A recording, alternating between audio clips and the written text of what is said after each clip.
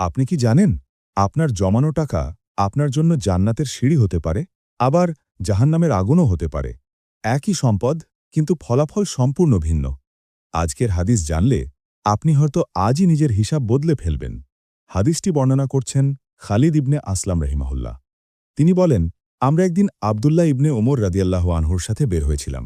এ সময় এক মরুবাসী এসে প্রশ্ন করল, আল্লাহ তাআলার এই বাণী সম্পর্কে আমাকে জানান, যারা সোনা রূপো জমা করে রাখে আর আল্লাহর পথে তা ব্যয় করে না, এর ব্যাখ্যা কি? তখন ইবনে ওমর রাদিয়াল্লাহু আনহু বললেন, যে ব্যক্তি সম্পদ জমা করে রাখে এবং এর জাকাত আদায় করে না, তার জন্য রয়েছে শাস্তি। তবে এটি ছিল জাকাত বিধান অবতীর্ণ হওয়ার আগের কথা। এরপর যখন জাকাতের বিধান নাজিল হল, তখন আল্লাহ জাকাতকে ধন সম্পদের পবিত্রতার উপায় করে দিলেন। সহিহ বুখারী হাদিস নম্বর 1404। দেখুন, ইসলাম সম্পদ জমা করতে নিষেধ করেনি।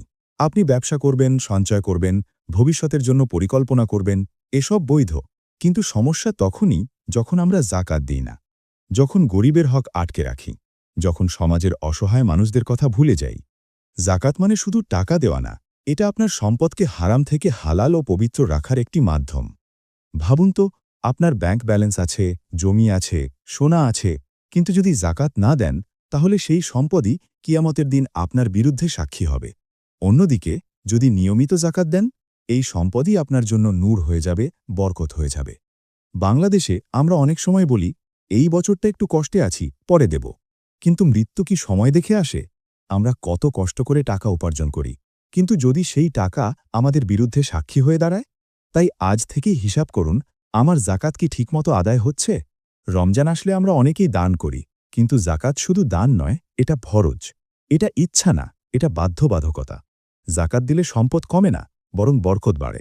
জাকাত কোনো বোঝা না, এটা বরকতের চাবিকাঠি। এটা সম্পদের সিকিউরিটি সিস্টেম।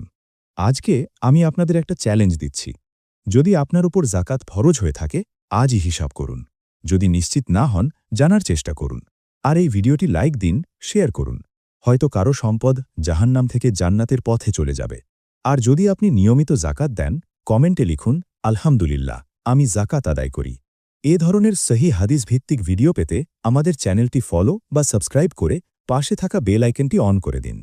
আল্লাহ আমাদের সবাইকে সঠিকভাবে জাকাত আদায়ের তৌফিক দান করুন। আমিন। আসসালামু আলাইকুম ওয়া রাহমাতুল্লাহ।